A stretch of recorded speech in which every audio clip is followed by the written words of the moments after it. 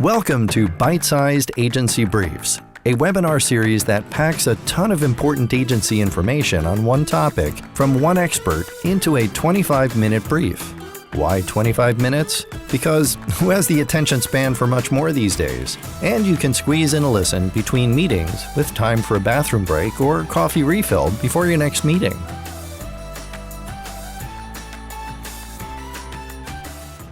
Thanks for tuning in. This is Byte-Sized Agency Briefs. I'm your host, Steve Guberman from Agency Outside, where I coach agency owners to build the agency of their dreams. I'm really excited to be bringing you the first kind of double feature two-guest episode today, being joined by Chris Puma and Steph Hastings from the Inturnship. And the Inturnship with a U, it's kind of a brand newish thing. You guys have been doing it for a couple of years now. And I'm going to let you guys really talk about what is the internship. This is the first ever non-agency really support group that support company, I guess I should say, not support group, that I have on here. I'm really excited. Chris, I've known you for a number of years and getting to know Steph as well. So what is the internship? What are you guys doing? Yeah, I think we met right at the very beginning when we launched the internship too. And so you've been in it from the beginning as a big advocate for us. But really, the internship is a creative agency run by interns and led by industry mentors. We are entirely dedicated to helping emerging talent break into the industry. We supply every intern with a mentor, and we put them on simulated agency teams for small businesses, medium-sized businesses, to help them get that real-world experience that every agency is looking for, but don't actually want to provide for entry-level talent. And we help get them in the door that way. So you launched this right in pandemic, right? Right in the pandemic, there was a lot of uncertainty with agency life, with every industry really, with small businesses. And one thing we saw was that interns and people coming out of school and new graduates, they weren't going to be trusted in a remote working environment. And that kind of bugged us because I think like Steph, me, everybody in our leadership team could probably attest that we've had somebody that took us under their wing early on in our careers, and we wanted to be that for a whole group of people coming out of school. But this is more of like a new spin on ad schools serving up interns, right? Yeah, roughly. I mean, so what we noticed too, and what spurred it was, internships were also being canceled. So that structure was very needed. And I think all of us were very equipped to lead a program remote. We had all at school, held some sort of leadership role with a platform that had that agency format. So it was really kind of a coming together of our strengths. And yes, it's that ad school kind of tint to it, but real work. And it's kind of that, again, like Chris said, mutually beneficial system where smaller businesses who don't have that financial capability to really get that well done branded work, we can provide that for them, also giving the interns that same valuable experience. And like you said, it's all remote. So students from across the country, these are juniors and seniors, I would imagine. Mostly seniors and new graduates. That's who we're bringing in. And then two things that Steph highlighted about how we kind of compare or differ from ad schools. One is we are creating real work, right? I call it mock-up land. I think it's really great to come out of mock-up land and you're getting the big idea, that really cool like nugget of insight. But when you're simulating a real world experience, you get that team environment and you get that feedback. And it's the timing. Because I think that's one thing school doesn't teach you is coming out of school, like, yeah, you maybe have 12 weeks to build one portfolio piece. You come into the industry and you have about 3 days to turn that stuff around. Yeah. And so the speed is one big thing that you get from that. And we also pay interns. We don't ask you to pay us. And I think that's the biggest difference between us and portfolio schools. So this. Yeah. Oh, so go ahead, Steph. Oh no, you're good. And on top of that, we put a lot of trust in the interns too. We're not the ones in the room presenting, they are. So we really, allow for them to grow kind of under pressure with the kind of uncomfortable nature of this remote world. You're hopping on a call with our real client, you're presenting your work, you're trusted to kind of have that 360 approach to everything you're doing. So in a lot of ways, we're, kind of giving them this brief, giving them the client, and then it's like, all right, run with it. I love this model on every single aspect of it. And, as Chris, as I've gotten to know you over the years and kind of how you guys as a leadership team run the internship and the way that it's progressed and what the motivation is, I just absolutely love all of it. I mean, my internship at a boutique design agency in Princeton, New Jersey, 20 years ago, something like that. I don't know. I'm pretty not that. I was way young, obviously, but it was one of the most defining moments of my career. And to think that, when we got into pandemic, a lot of internships were canceled, like you mentioned. Now here's an opportunity for students to sink their teeth into real work, be guided by professionals. Your leadership team is made up of people from top agencies, top global brands that are doing amazing work and dedicating their time to this. So the students are getting mentored by that, doing real world work and getting paid. And as an agency, you guys are providing amazing work for all these brands. I don't want to say at a discount, but they're saving a couple bucks. And if they were to go to whatever, a Droga 5 or somebody like that, not to throw Droga 5 under the bus. But. Yeah. I don't think any of our rates are going to compare.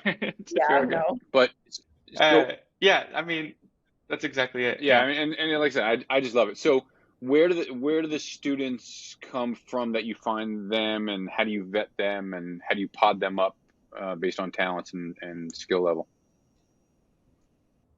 Yeah, maybe I'll take the recruiting side of it, Steph, and then you take the oversight side. Yeah, you got it. So, I mean, it's really cool to see that even 3 years in, almost 3 years in, we're still getting 12 to 15 applications a week. And that's coming from LinkedIn mostly at this point.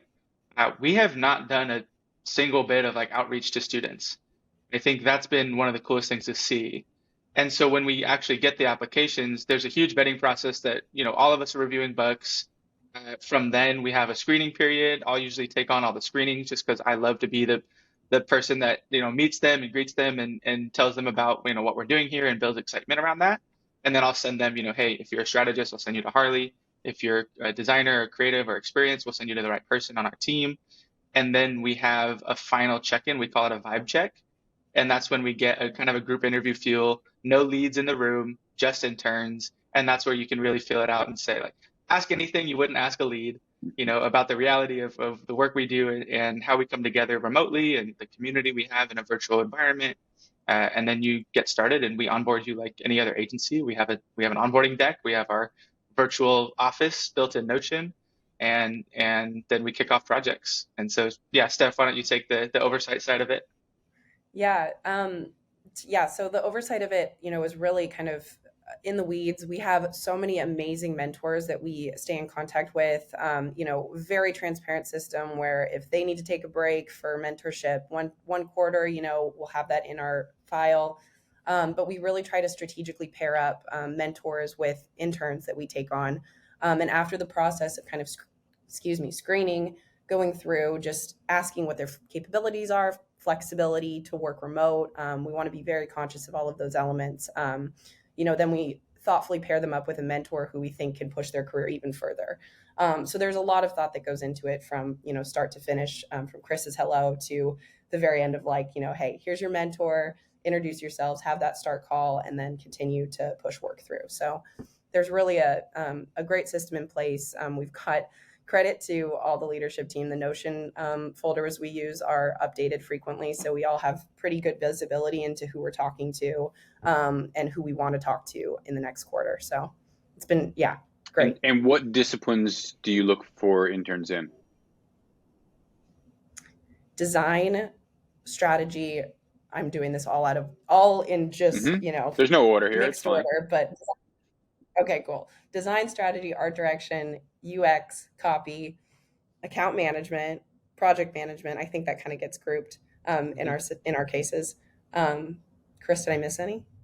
Yeah, it's really everything but development. That's what we're training for, and that's what we're putting building scopes for overall. And I think when we think about how do we pick interns and mentors, and how do we pick a certain designer for the right project, there is a level of matchmaking that we have to do. Maybe we'll bring in ChatGPT at some point and give us some assistance. But right now it's hey, we see your path and we see that, hey, you're a designer with a little bit of experience. Hey, this mentor used to be an experienced designer and now they're a graphic designer. Let's pair them up and talk about those worlds together. And then we look at the scopes of the projects and we compare that to the books. And that level of matchmaking goes in not on a person to person level, but on a work level too. And I think we put a lot of time and energy into that. When we get a match right, which is more often than not, it feels really good. And I think Harley is probably the best mentor-mentee matcher. That these people will like leave our program, start their jobs, and we find out like a year later, like, oh yeah, I'm getting coffee with, who used to be my mentor. They're like friends now. And so I think that's really cool to see, of like just how the alumni group blossoms. And that's one of our biggest goals for the next, I don't know, 5, 10 years maybe is more realistic, is to have a bigger, stronger alumni group than any portfolio school. That's beautiful. I love that, the way that those relationships are forged and just how meaningful they are. But so talk about the current alumni. I mean, you've got a massive success rate in students and interns that come through your program. What happens to them all? Most of them. Yeah. I think. Well, first off, I want to shout out the number because we're all really excited about the number. That's what I'm setting within you up 3 for, years. Yeah, you want to hear the data. Right now, 3 years in, we've had 129 interns. 90% of that 129 have left the internship and started a full-time role. That means there was no internship between us and their first role. There was no contractor or freelance gig. They went straight into a full-time role. They're getting their 401k and they have their big kid job, as we like to say. And I think that proof of concept is really building a new model of how to run an internship program. Because most internship programs, and like I did 2 internships, I think Harley did 3 internships. Most agencies will build their internships to say, okay, we can knock what we can do in 3 months. Some interns, you're going to intern for 6 months, maybe you'll get an extension. But what the industry is doing in 6 months to a year to prepare these new grads, we're doing in 3 months consistently. And I think that's where we're excited to partner with other agencies and say, hey, we'll take your recruiting, we'll take the training, we'll take all that overhead, and you get the best, well-vetted, ready to work industry talent that you can just throw into the fire and they can just go as a junior. Because I think that's what you want as an intern. Most agencies, you're going to be treated as a junior, but paid as an intern. And so if we could expedite that training process and get you ready in the industry, then the agencies that we partner with can just kind of work and just go with the flow versus spending the time to train and educate and get them ready because they're already ready. Yeah. I mean, I would imagine there's still agency-based training, right? Every agency does things a little bit differently. You guys are using Notion, maybe they're using who knows what, Teamwork or ClickUp or Asana or whatever. So there's minor things, but you're turning these just unmolded, talented people into somewhat molded, ready for actual agency work. Not I'm going to go make coffees at Starbucks and do freelance work on the side until I find that job. 90%, that's a massive, massive movement. So you guys should all be super proud of that. I know you are, and I hope you continue to be. I'm constantly surprised that you're getting students that are in the account and project management space, because I don't know that I've ever, literally in like 25 years in the agency space, met somebody coming out of school saying, I want to be a project manager or an account manager. They're usually like, I want to be a designer, but apparently I suck at design or whatever, but I'm really organized and I'm really good at relationships, or I'm a sales and marketing person, so I can do account management. So the fact that you're getting students that are like on that track, I think is really awesome, because it's such a need for both of those roles. Yeah, I think that was a good thing. Going to Oregon, that ad program, they really do highlight, early on what you want to do and kind of where your strengths lie. So I think that's kind of helped funnel who actually falls into those project management, account management roles. And I think other schools, Texas A&M, or no, UT, right? Which is that? UT. UT, they have, their program is modeled similar to ours. And I think a lot of other schools, like, students are learning earlier on where maybe their skills lie with organization or oversight of projects, stuff like that. So that's been interesting. I know, we definitely get a very heavy load of creatives every quarter. And I think that's just kind of industry standard. Like people want to really shoot their shot at creative. So, and I don't blame them. It's fun. But yeah, I think definitely kind of if we do see someone who's really, really organized, presents well, has those capabilities to be a very successful account manager, we do give them that option to do it with our oversight too. So pivoters we highlight, within our program too. We just want the best for the strengths that the individual intern has. I love that, helping guide them as well. I mean, that's part of your jobs, right? So talk about some of the brands that you guys are working with and the work that your teams of interns are doing and the difference that they're making there. Yeah. Well, Steph is our CCO, and she's overseeing the design side of, I think, almost every brand we've either launched or work with. Not all. Yeah, almost all. Almost. And the best ones. And I think industry-wise, we're looking at like CPG. We like to partner with agencies in tech and advertising and design. And then we also saw a big growth, I think, last year in like fashion. We partnered with a company called PS Collective, women-owned agency. They use AI and real-life designers to actually map clothing recommendations to your specific body size or body type. And so that's something that they've taken. We got on the ground level with them. We ran social with them. And now they're taking it to VCs and getting funding and going all over the world. And that's really cool to see grow. We've launched some companies. We launched a soap company out of Chicago. That was extremely fun. I think the overall positioning was the first soap company that invites you to get dirty. Nice. And really leaning into, I think the owner of that is a sex worker and has a foundation within the queer community in Chicago. And so that's something that we really leaned into in the strategy. And the way it's come to life visually is probably, I think, everybody's favorite piece of work. And then we just launched a night guard company. So full opposite side of soap and skincare. We go into like night guard and medical and dental.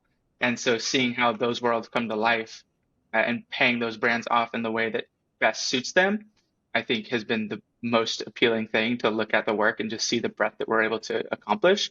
And then also kind of look and be like, okay, interns are making this because this is up to standard with any agency we've been at, in our careers. But Steph, how do you feel on the brand side or whatever else we're doing, beyond just launching brands?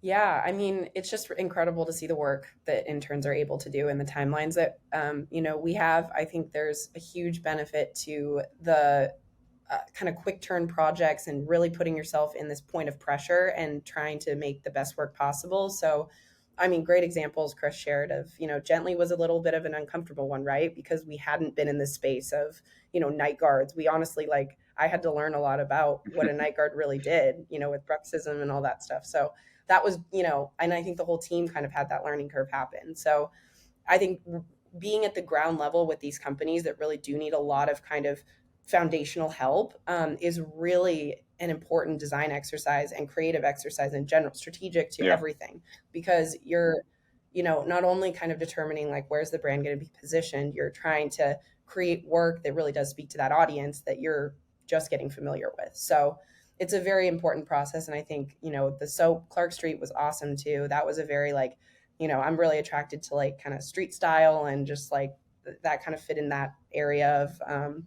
cool graphics and hand painted. I mean, our designer literally took soap and hand painted on a piece of glass and then rasterized the soap lines in Illustrator to create the logo. So it was super, super dynamic, had so much character, incredibly custom. And I think, that to date is one of those things where I'm like, oh my gosh, I am so inspired to continue to get better at work because I learn from the interns every day. So, and I think we all do. It's a very mutually beneficial system. Yeah, I mean, they're so what's the word? I don't know, untainted by the world yet, and by the industry that we're in, and so their creative freedom is that, I think, it's that much more wild to just explore, and wherever that idea of taking the soap and painting with it and taking this tactile thing and then digitizing it, I don't think you're going to see that very often. That kind of breadth of genius, if you will.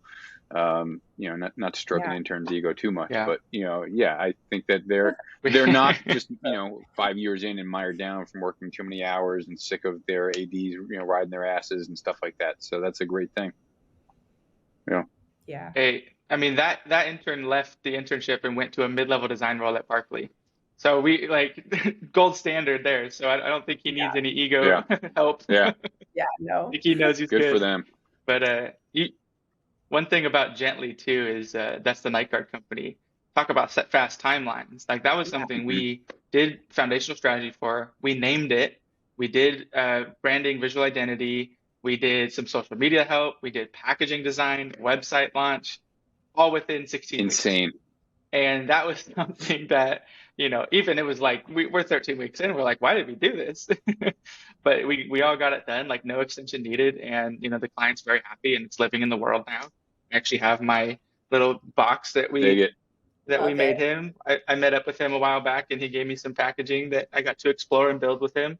So, because he's in Portland, so it works out. So, but the relationships that we're developing, like within these tight timelines and with the clients and how, I think clients work with us for two reasons. One is, yes, it's a discounted rate. But the other one is we're helping launch careers. And I think when that order reverses for every single one of our clients, like they want to work with us because we're launching careers and because the mission and vision behind our work. And hey, also you get a little bit better of a rate than going to Droga.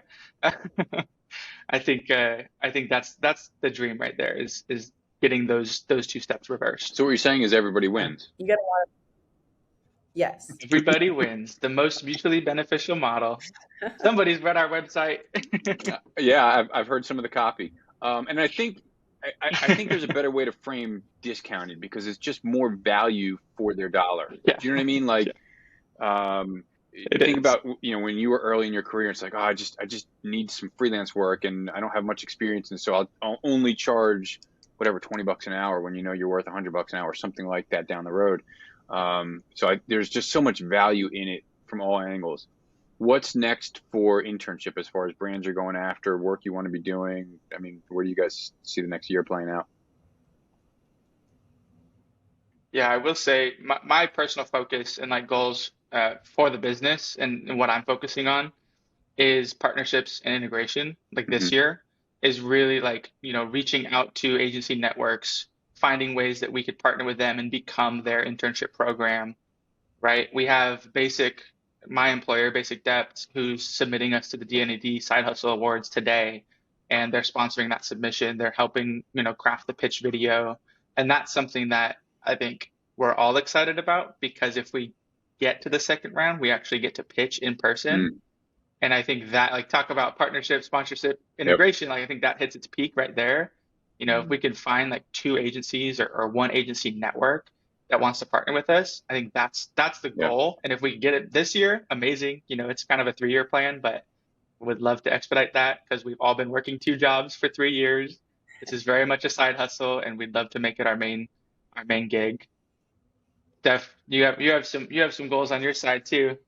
Yeah, I mean, well, the podcast was one, so here we go. I think, there's so much passion that's gone into the, foundation of the internship. And I think just kind of like talking about it more because we all are passionate about it. But I think it's one of those things like we just need to get it more out in the world and circulate it with greater groups than, the ones like we've kept our network so amazing. And, everybody is either from like we've expanded quite a bit, but the foundation was like, oh, friends of friends, like we're going to kind of do our local pool. And then that's gotten bigger. But like, then how can we actually get even bigger than that and really kind of get this unique, diverse talent from as far distances as possible, continue this nimble system we've got remote. So, and my goal too is, just keep getting that creative work that pushes us, myself included. I know I'm not the one on the ground making it, but oversight wise, just continuing to be inspired by the interns' talent, more strategic partnerships, and really honestly refining the craft of like when we get that partnership, hopefully, being the best asset to that system possible. All of us just, helping out as much as we can and getting interns ultimately in the places where they need to be. Because I think we've all been in places where it's like, I don't feel like this is a fit. I feel like this pipeline isn't exactly the one that's right for me. So we have a bit of an advantage in the sense that if we have those partnerships, we can see those open spaces and really partner well, because that's what we've been doing from the very beginning. Amazing. I love it. I am such a cheerleader for the internship. I love you guys have flipped the internship model on its head. I absolutely love it.